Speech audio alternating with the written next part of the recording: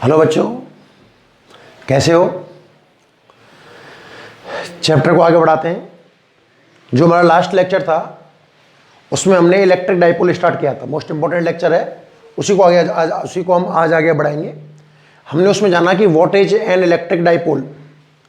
तो उसका एक बहुत अच्छा आंसर है कि it's a pair of two equal and opposite charge separated by a small distance is called electric dipole. Example HCl और NaCl बताया मैंने आपको। फिर हमने डाइपोल मूवमेंट पढ़ा। डाइपोल मूवमेंट पढ़ाने के लिए मैंने आपको एक फॉर्मूला याद कराया था, P is equal to Q into 2A। The multiply of charge and distance between charge is known as the dipole movement. It's a vector quantity and its direction is negative to positive side. फिर उसके बाद एक हमने heading पढ़ी थी कि electric field निकाला था मैंने डाइपोल की वजह से एक्सल लाइन के ऊपर। याद है ना एक्सल लाइन? आवेशों को जो चार्ज है उनको ज्वाइन करने वाली लाइन है। वहां पर जो रिजल्ट निकल के आया था वो आया था बच्चों 2kp/r³। 2kp/r³। आज हम उस दूसरी हेडिंग मतलब उसमें लेते हैं electric field at a point on equatorial line of A electric dipole. Electric dipole में दो लाइन है, पहली axle line and second is equatorial line. तो आज मुझे इलेक्ट्रिक फील्ड कहां निकालना है बच्चों? इक्वेटोरियल लाइन पर। बहुत ध्यान से देखना, काफी इंपॉर्टेंट लेक्चर है। स्टार्ट करते हैं आज का लेक्चर हमारा। सबसे पहले मुझे एक डाइपोल लेना होगा। तो पहले आप डाइपोल एक अज्यूम कीजिए। ये लो, सुंदर सा डाइपोल बनाते हैं। ये हमारा हो गया डाइपोल, ठीक है। इसका नाम अपन ने दे दिया A और इसका नाम दे दिया अपन ने B। तो यहां जो चार्ज है सपोज -Q है और यहां जो चार्ज है बच्चों वो +Q है। ये मिड पॉइंट मान लेते हैं हम, कितना O। टोटल डिस्टेंस बच्चों 2A लेता हूं मैं, तो ये डिस्टेंस कितनी हो जाएगी A और ये डिस्टेंस कितनी हो जाएगी A। तो AB जो है वो हमारा इलेक्ट्रिक डाइपोल बन गया। क्लियर है? अब इक्वेटोरियल लाइन इसमें शायद ये रहेगी। पिछले लेक्चर में मैंने आपको बताया था कि जो चार्ज हैं उनको ज्वाइन करने वाली लाइन तो है एक्सल लाइन, है ना। और एक्सल लाइन के परपेंडिकुलर मिड पॉइंट से पास होने वाली लाइन को हम बोलते हैं इक्वेटोरियल लाइन। तो ये हमने मान ली क्या है? Equatorial line. और यहां मिड पॉइंट से डिस्टेंस कितनी मान ली? R। यहां पॉइंट ले लिया हमने P, जहां मुझे इलेक्ट्रिक फील्ड निकालना है कि let AV is an electric dipole and we have to find out electric field at equatorial point। सबसे पहली बात, आपको इस सिस्टम में कितने चार्ज नजर आ रहे हैं वो चार्ज देखिए आप। तो आप पाओगे कि एक तो -Q है और दूसरा +Q है। तो ये दो चार्ज अपना इफेक्ट दिखाएंगे P पर, ठीक है। तो A का इफेक्ट होगा एक तो इस P को A से ज्वाइन कर दो, और एक B का इफेक्ट होगा तो P को B से ज्वाइन करवा दो। सबसे पहले मैं जानना चाहता हूं डायरेक्शन, किस किस डायरेक्शन में होंगे ये। तो A पर चार्ज है, नेगेटिव नेगेटिव अट्रैक्ट करता है और पॉजिटिव रिपल्स करता है। तो नेगेटिव अट्रैक्ट करेगा P को, तो शायद ये डायरेक्शन बनके तैयार होगी EA की। किसकी डायरेक्शन है बच्चों? EA की। EA का मतलब A पर जो चार्ज है उसकी वजह से फील्ड, ठीक है ना। B पर कैसा है? पॉजिटिव। पॉजिटिव इसको रिपल्स करेगा इधर। तो ये डायरेक्शन हो गई बच्चों EB की। किसकी हो गई? EB की। क्लियर? बात करें बच्चों मैग्नीट्यूड की, तो ध्यान से देखिए, यहां भी चार्ज है, मैग्नीट्यूड Q है, यहां भी चार्ज का मैग्नीट्यूड Q है, तो KQ। रही बात डिस्टेंस की, तो बच्चों जितनी डिस्टेंस PA होगी, ध्यान से देखना, जितनी डिस्टेंस PA होगी उतनी ही डिस्टेंस क्या होगी? PV। क्योंकि आपको दो ट्राइंगल नजर आ रहे हैं। फर्स्ट ट्राइंगल इज AOP, ये 90 डिग्री का है इसमें, एंड सेकेंड इज BOP, इसमें ये 90 डिग्री का है। क्लियर? दोनों ही ट्राइंगल एक जैसे हैं। क्यों? क्योंकि ये A है तो ये साइड भी A है, ये साइड कॉमन है, तो दोनों में क्या होगी? इक्वल होगी। सपोज आप इसको x मान लीजिए कि ये x है, तो ये भी कितनी है? x। आपने इसको x मान लिया, ठीक है ना। तो देखो, जितना मैग्नीट्यूड EA का आने वाला है उतना ही मैग्नीट्यूड EB का आएगा। कितना? KQ/x²। कितना आएगा? KQ/x², ठीक है। तो P पर दो इलेक्ट्रिक फील्ड बनके तैयार हो गए। कौन कौन से? EA और EB। ई ए और ई बी। अब हमें चाहिए रिजल्टेंट इलेक्ट्रिक फील्ड। हमें क्या चाहिए? Resultant electric field. अब रिजल्टेंट इलेक्ट्रिक फील्ड कैसे निकालूं? समस्या यहां है। अगर ई ए और ई बी दोनों एक ही डायरेक्शन में होते, थीटा बराबर 0 डिग्री पर होते, तो मैं रिजल्टेंट निकालता है E is equal to E A plus E B. यदि ई ए और ई बी अपोजिट डायरेक्शन में होते, 180 पर होते, जैसा कि एक्सेल पॉइंट में था, ई ए और ई बी अपोजिट डायरेक्शन में थे, तो ज्यादा वाले मैग्नीट्यूड में से कम वाला मैग्नीट्यूड माइनस करता, या तो E A minus E B answer आता, या E B minus E A answer आता। तो देखिए, ना तो ये थीटा बराबर 0 डिग्री पर दिख रहे हैं और ना थीटा बराबर 180 पर दिख रहे हैं। These are in different direction. और जब दो वेक्टर्स क्वांटिटी डिफरेंट डायरेक्शन में हो तो हम कंपोनेंट करते हैं उसके, इसके फैक्टर किए जाएंगे, ठीक है ना। तो फैक्टर कैसे होंगे? एक कंपोनेंट तो होगा बच्चों हॉरिजॉन्टल, इस लाइन के ऊपर आ जाएगा, और एक होगा वर्टिकल, वो इस लाइन के ऊपर आ जाएगा। ध्यान से देखना, दो कंपोनेंट करने वाला हूं, कौन कौन से? Horizontal and vertical. Suppose this angle is theta, this angle is theta and it's also theta due to similarity. आपको दो ट्राइंगल नजर आ रहे हैं, एक ट्राइंगल एओपी और एक ट्राइंगल बीओपी। दोनों ट्राइंगल बिल्कुल हूबहू बिल्कुल एक जैसे हैं, तो ये एंगल थीटा होगा तो ये भी कितना होगा? थीटा। अब सोचिए, ये थीटा है तो आपको जेड दिख रहा है, तो जेड जहां मैं दिखा रहा हूं, यदि इसको देखो ध्यान से, आप जेड दिख रहा है ना, तो ये थीटा है, तो ये भी कितना होगा? थीटा। क्लियर? एक जेड और देखिए, उल्टा जेड दिख गया ना, तो ये थीटा है, तो ये भी कितना आएगा? थीटा। अरे समझ में आया ना? और ये थीटा है तो ये भी कितना आएगा? थीटा। एंगल समझ में आए कि नहीं आए? सबको आगे ना? अच्छा, अब मैं फैक्टर करता हूं ई ए के। देखो ई ए यहां पर है, तो ये कौन कौन से एक्सिस के बीच में है? इस और इसके बीच में। भाई 1 2 3 4 एक्सिस समझ लीजिए आप। तो ई ए का एक फैक्टर तो इस एक्सिस पे आएगा और एक फैक्टर इस एक्सिस पे आएगा। कैसे? फैक्टर निकालना बड़ा सरल तरीका है भैया। ई ए के दो फैक्टर होंगे, ई ए कॉस थीटा और ई ए साइन थीटा। जिस डायरेक्शन में एंगल है, ई ए का एंगल ऊपर दिया हुआ है ना, तो जिस डायरेक्शन में एंगल है उधर मल्टीप्लाई करना होगा कॉस से। तो ऊपर वाला कंपोनेंट तो हो जाएगा ई ए कॉस थीटा, और नीचे वाला जो कंपोनेंट है ये आएगा बच्चों ई ए साइन थीटा। समझ में आया? बात करें ईबी की, तो ईबी का ये ईबी इन दो एक्सिस के बीच में आ रहा है, तो एक कंपोनेंट इधर होगा और एक कंपोनेंट कहां जाएगा? ऊपर। इसका एंगल नीचे दिया हुआ है, तो नीचे वाला कंपोनेंट तो हो जाएगा ईबी कॉस थीटा, और ऊपर वाला कंपोनेंट हो जाएगा बच्चों ईबी साइन थीटा। कहानी समझ में आई कि नहीं आई? आप ध्यान से देखिए। सबसे पहले आपने क्या किया? एक इलेक्ट्रिक डायपोल लिया, उस इलेक्ट्रिक डायपोल की वजह से आपने एक इक्वेटोरियल लाइन ली। इक्वेटोरियल लाइन पर हमने देखा कि इसमें कितने चार्ज है सिस्टम में? ए और बी पर दो चार्ज हैं, तो दो इलेक्ट्रिक फील्ड बन गए। उन दो इलेक्ट्रिक फील्ड की मैंने डायरेक्शन देखी, फिर मैंने रिजल्टेंट निकालने के लिए देखा कि उनके बीच में एंगल कितना है, डिफरेंट डिफरेंट थे, तो मैंने फैक्टर किए। अब फैक्टर करने पर मुझे क्या समझ में आया? ध्यान से देखना।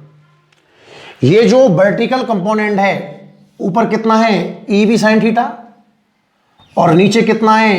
ई ए साइन थीटा। ई बी और ई ए मैग्नीट्यूड में कैसे हैं? इक्वल। कहने का मतलब ये हुआ कि जितना इलेक्ट्रिक फील्ड अपर डायरेक्शन में है, अपवर्ड है, उतना ही इलेक्ट्रिक फील्ड डाउनवर्ड है।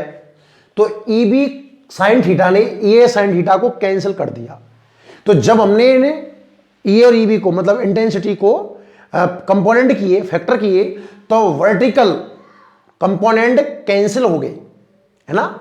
और जो हॉरिजॉन्टल है, ये दोनों एक ही डायरेक्शन में आए, इसलिए ऐड हो जाएंगे। तो जो नेट इलेक्ट्रिक फील्ड आएगा, सो नेट इलेक्ट्रिक फील्ड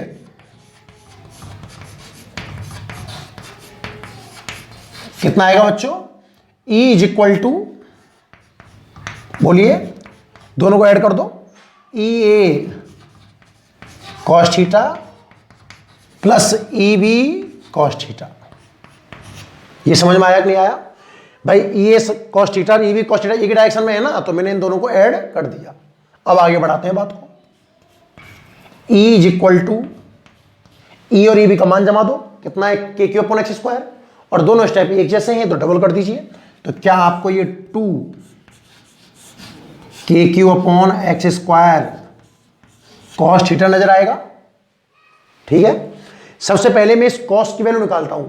आप ट्राइंगल दीजिए, देखिए इन ट्राइंगल, कोई सा ट्राइंगल देख लो, चाहो तो आप AOP देख लो और चाहो तो आप BOP देख लो। मैं बात करता हूं in triangle AOP cos theta. तो कॉस का फॉर्मूला क्या होता है? Base upon हाइपोटेंशियल। बेस कितना है? A और ये कितना है? X। यानी कि कॉस थीटा की वैल्यू कितनी है इसमें? A upon X। ये वाली वैल्यू आप ऊपर जमा दीजिए। तो E is equal to 2 KQ upon x square A upon X। समझ में आया? क्या आपको ऊपर Q इंटू 2A दिख रहा है क्या? Q इंटू 2A क्या बन जाएगा? P। देखो ये रहा Q, ये रहा 2A। तो अब ये जो फॉर्मूला बन के रेडी हुआ, ये हुआ E is equal to KP upon XQ। जो फॉर्मूला बन के रेडी हुआ वो क्या हुआ है? E is equal to KP upon XQ। We can also remove X। हम X को भी हटा सकते हैं। कैसे? X साइड है इस ट्राइंगल में, तो आप पाइथागोरस थ्योरम यूज कीजिए उसी ट्राइंगल में, कोई से ले लो जो आपकी इच्छा हो। इन ट्राइंगल, चलो हम बात करते हैं AOP।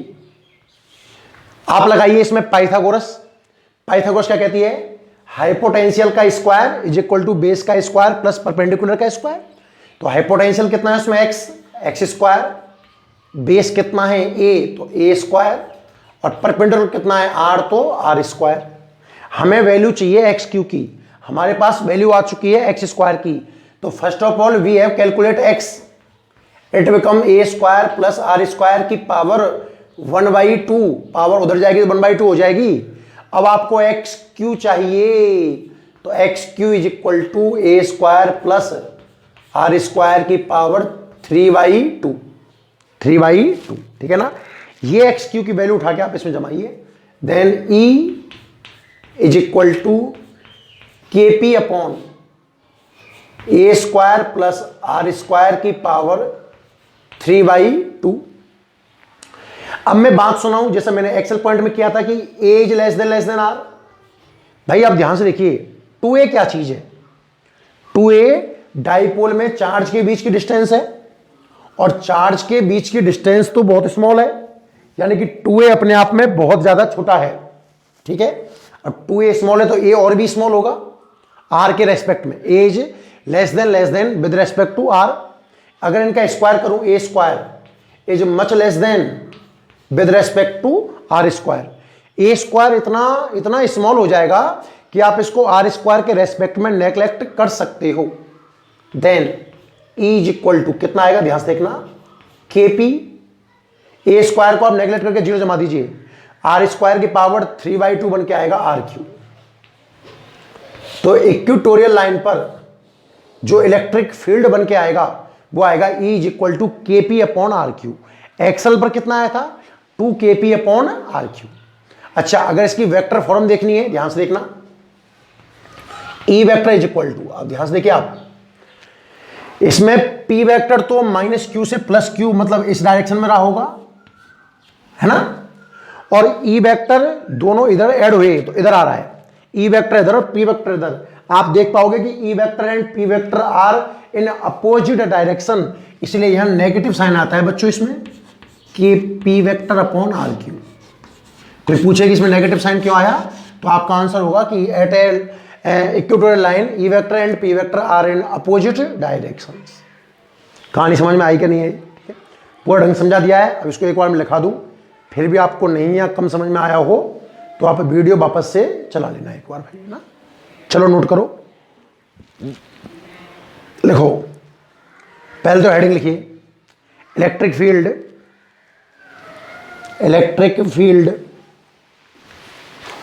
Eight a point, electric field at a point on equatorial line of an dipole. Screen pause करके लिख लो भाई, चाहो तो आप स्क्रीन पॉज करके ये हेडिंग लिख लीजिए पहले तो आप, ठीक है? अब इसमें लिखो, हेडिंग के बाद इसमें लिखो कि let AV, capital AV let AB is an electric dipole. Let AB is an electric dipole. Let AB is an electric dipole. We have to calculate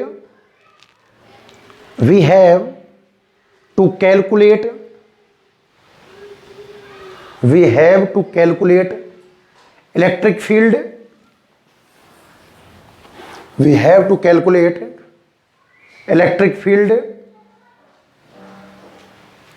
at equatorial line. Let AB is an electric dipole. We have to calculate electric field at equatorial line. Equatorial line. Clear? अब ये diagram बनाइए। Diagram most important है, बिल्कुल समझ के बनाना है। हर arrow important है भाई। मैं देखता हूं जब एग्जाम लेते हैं तो बहुत से बच्चे एरो कहीं से कहीं लगा देते हैं। मैं बोलता हूं स्टेप स्टेप, आप साथ में बनाते रहें। सबसे पहले डायपोल बनाइए आप।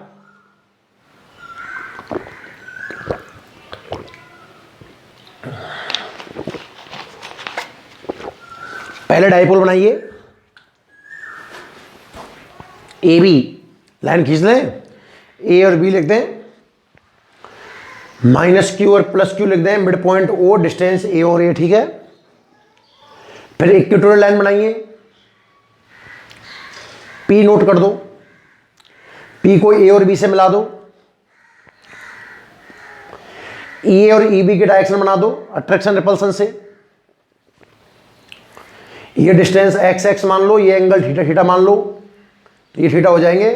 हॉरिजॉन्टल वर्टिकल बनाओ और ये पूरा पूरा डायग्राम ढंग से बनाइए। नहीं समझ में आया है तो वापस वीडियो में जाएं, जहां मैंने डायग्राम बनाया है वहां पर अच्छे से और देखें आप। ठीक है,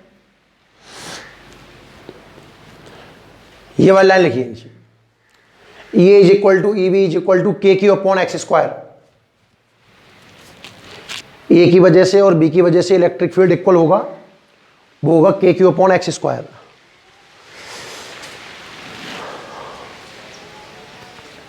ठीक है, आगे लिखिए इसमें, when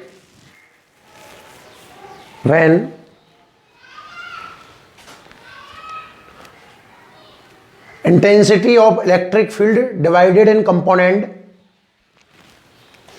when EA and EV लिख दो आप चाहो तो, when EA and EV divided in component,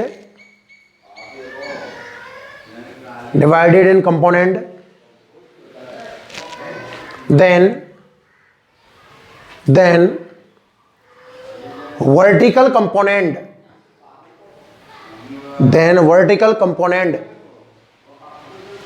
same in magnitude what opposite in direction, then EA and EV divided in factors, then vertical component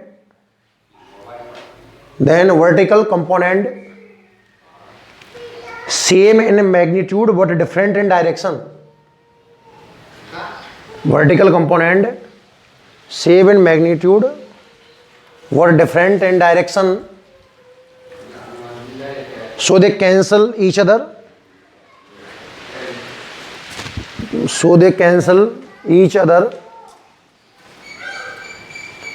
when intensity of electric field divided in component, then vertical component same in magnitude but different in direction, so they cancel each other,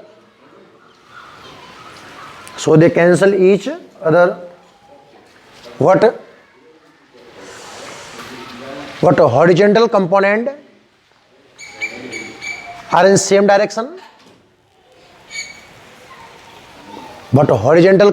are in same direction, so they added what horizontal component are in same direction, so they added जुड़ जाते हैं।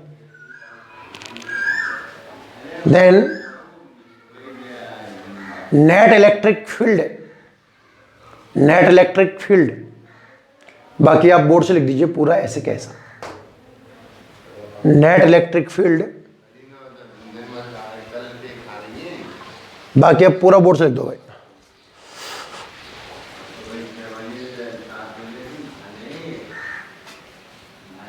Clear है बच्चों? ठीक, तो ये था हमारा क्या, इक्वेटोरियल लाइन पर इलेक्ट्रिक फील्ड निकालना। आई होप आपको ढंग से समझ में आ गया होगा। नहीं आया तो वापस से एक बार वीडियो और देख लेना, मोस्ट इंपॉर्टेंट है, ठीक है ना। तो आज थोड़ा वीडियो छोटा रहेगा अपना यहीं तक भाई, कल से अपन पूरा 1 घंटे का वीडियो बनाया करेंगे ना। ओके।